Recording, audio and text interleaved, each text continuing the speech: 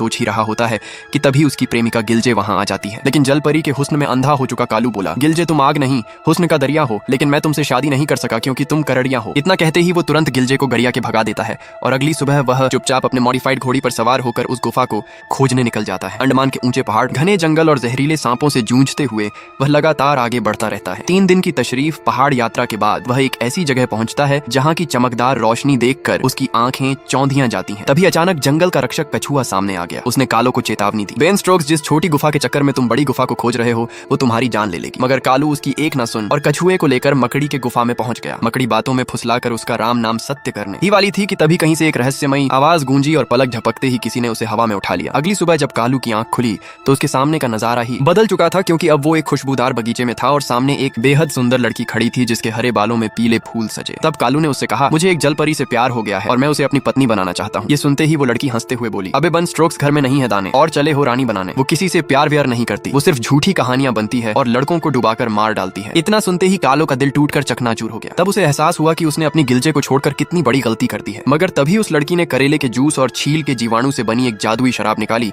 और लड़के को पिला दी। शराब का असर होते ही कालो गहरी नींद में डूब गया। अगली सुबह जब उसकी आंख खुली तो वो फिर से उसी नदी के किनारे पड़ा था।